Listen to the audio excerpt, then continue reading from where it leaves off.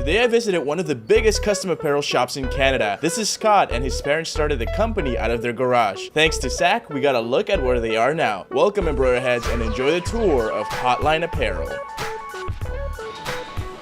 Their shop is massive. They have a specific area just to hold all of the inventory. Never ever seen so many boxes. I didn't know most of these machines, so I'm gonna let James explain it to us. So what is this machine again? Minaki. Okay. This is a dye sub printer, basically just laying down ink onto a transfer paper. The paper is actually a carrier to get it over to the Monty. Once that ink hits a certain temperature, it turns that ink into a gas, which then injects itself, transfers it to tackle quill. And this is done all with CMYK. I haven't gotten into like any of the printing yet because I'm afraid of paint running out because I've always had really bad printers and I'm like, Don't be afraid. The Minakis are a beast. Minakis, okay. Yeah. We've never had to replace a print head. Yeah, and for these machines, can they also be like used for like posters and stickers and stuff like that? Or Yep. Like, yeah. Yeah. Okay. You can recreate anything in here in reverse. Go out there and sub it, dye sub it, or heat it up to whatever material you want it to. Oh, that's amazing. Yeah. Designs on shirts, you know, like Hawaiian shirts. That's dye sub. Gotcha. All this same process. Yeah, my experience is mainly just embroidery and digitizing. I have not like ventured into anything of this yet. Awesome. They pick it, we stick it. Feel free to use that as trademark registered by Ricky Bobby. I don't know who Ricky Bobby is, but moving on. This is one of 4 facilities that we have packed to the roof with product. Alrighty, so once it comes off the Minakis, it then goes through the Monty here. So what this is transfer paper on the bottom, tackle twill on top. As it goes through the machine at a certain temperature, the ink is then transferred to the twill. It's sticking together right now? Yes. Okay. And as it goes through, here, comes out here, separates off the paper, and there's our final product right there. Okay, so it's kind of sublimating it, right? Yes. Yeah? Okay. Yep. That's super bright and like colorful. It has got some punchy. That took a lot of profiling to get to those colors. If you hate folding, this next machine might be right for you. So could you explain to us what this is? So these are just standard hoodies on our K950. Goes on flat. And as it goes through the series of belts and tuckers, comes out the other end already folded. James trusted me to fold some clothes. Can't screw it up, so don't even worry. Right down the middle. Perfect. Awesome. There you go. You do like say half a dozen. Wow, this is crazy. And then edit it, looks like that you're catching that same shirt. All I could think about is how badly I need these at home. I can't imagine how long it would take for them to do them by hand. Scott, please let me fold my clothes here. Next, we're on to some awesome cutting machines. So we always weed them in groups of 12. Is this for embroidery at all? This is all for embroidery. All for embroidery? This is all for embroidery. Okay, and that's when you put it on the machine and... You got it. The process is that when those machines do a trace, they'll have a trace of a run stitch. They'll then take this applique and they'll glue this onto the run stitch, and then they'll hit go, and then a zigzag stitch will go around the entire graphic. How much is a machine like this? These ones, they're about 150, 200 USD. This is a camera spotting each dot on the design for accurate cutting. I think it's definitely going to be more than one video. There's like so much that you guys have. I told you. Yeah, it's going to be hard to cover in one thing. Just a small shop. I then got an awesome lesson on how to weave these myself, and I gotta be honest, I was not the best at it. Okay. And then you can just grab it and do it like that. Grab it like that? How did you do it so fast? I was super nervous to ruin them, but regardless, mission successful.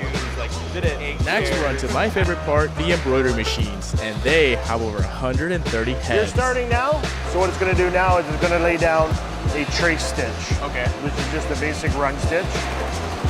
This is where it's going to tell her to place the app. And you always run everything around 750 for like machines, That's like the sweet because spot. It gives them time to hoop the next set of 6, to unhoop the previous set of 6 and tear the backing off. So right now she's laying down the apps. Okay. So now she's going to glue it.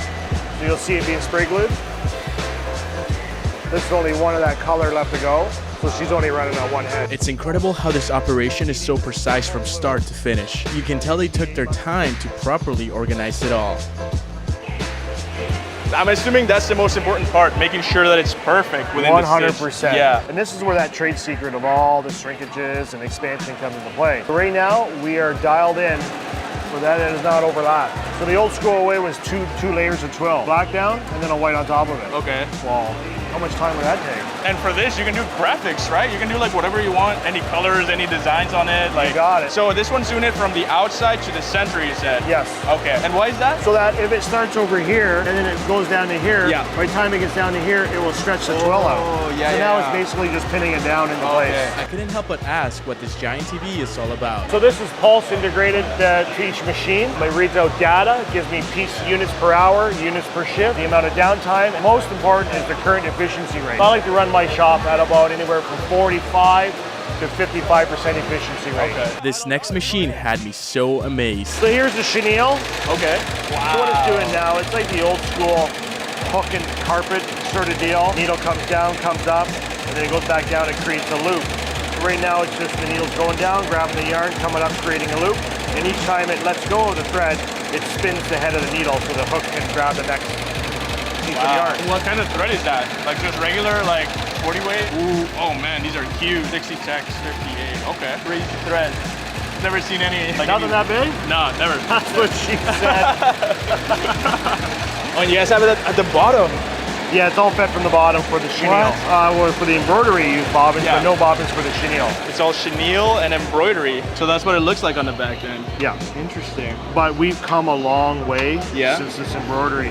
Again, nobody has this machine in house, and there's a certain way to get the chenille to go proper. And the loops after the fact. Yeah. Now we have it working beautifully.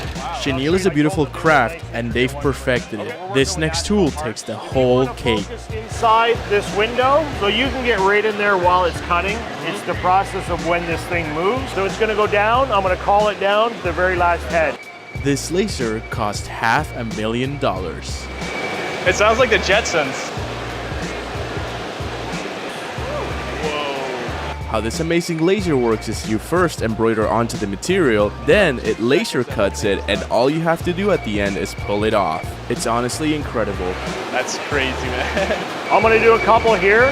Okay. And then you can weed your own. You sure? Of course, you can't screw it up. Okay. So grab it, pull it off. Okay. Okay, I'm gonna go in here, pull out the middle, pull out the middle of that. Okay. That's done. We're gonna get that sexy shot. Kind of mid, but it's okay. One. Oh man, that's so sick. Can I do one more? You can keep going, do them all. Okay. Free labor. Free labor indeed, but I love it. Okay, that one was more confident now. That's it. Oh man, that's so good. Oh, and they not only have one, but 2 laser heads. Seeing so many machines was incredible. It looks like they have every color you can think of and as many mighty hoops as you can use. Those are the hoops you like to play with, isn't it? Yeah, I love them. Baby ones, baby ones. That's right. We then moved to another room, but due to the humidity, the camera couldn't stay there too long. This is a Toyota Eagle DTF machine, and I have so much to learn about it. Is that a boy or a girl? Girl. Girl, what's your name?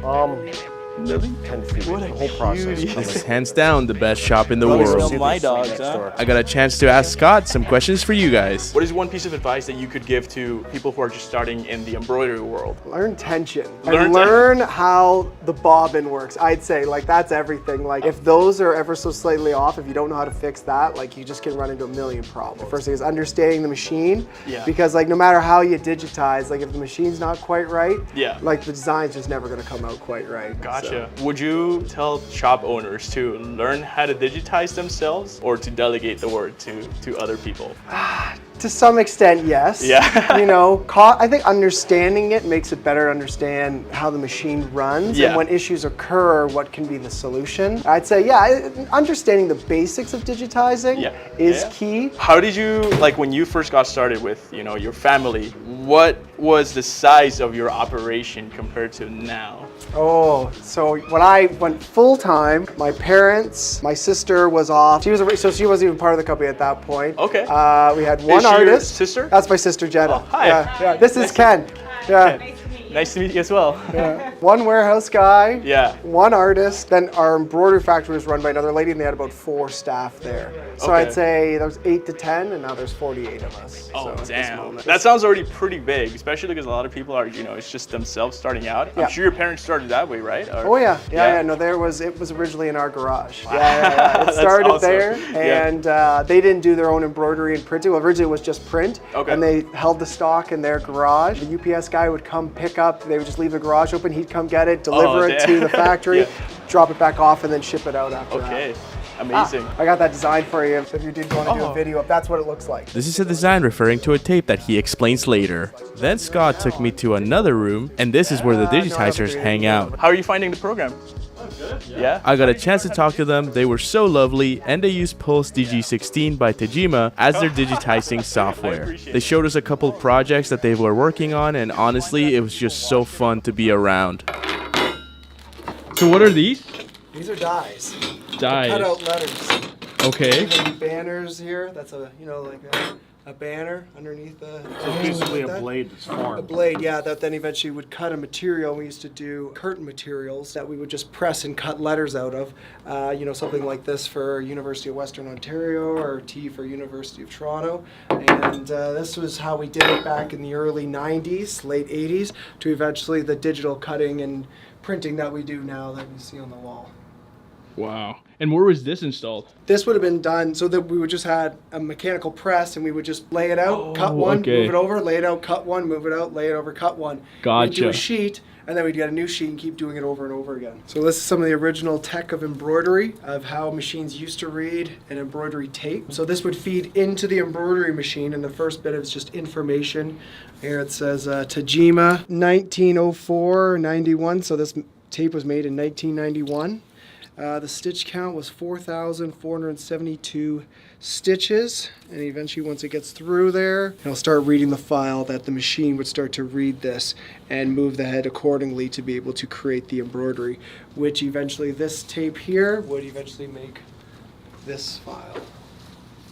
That's wild, eh? Yeah. And then when it runs out, you have to... It'd rewind itself on the other end, and then it would be ready to go next time. Oh, okay, nice. So every single time after Yeah. you run, Yeah. you'd have to reload it, refeed it in again, and restart again. Oh, man. Yeah. This is so old. Yeah. It's so old. It's not really applicable anymore. Mm-hmm. Unfortunately, but we had to go through that to get to those cutters that are out the back. At its time, that was very innovative. The evolution of it, eh? That's awesome. That is awesome. Then Zach got a chance to interview Scott, but you guys will get to see that on the RB Digital channel. Tell me a little bit about Hotline, a little bit about your story. Well, we've been around since '85, so 38 years now. So you have a couple Tajimas kicking around. Yeah. A bunch of them on that side. Yeah. Couple more over here. Guys, I kid you not, this place had so many machines that even with this video, I could not cover all of them. Zach did a better job at going through everything with Scott and James, so make sure to go follow the channel. I will be working on that video soon. After the tour, we decided to hang around and watch the machines do their work.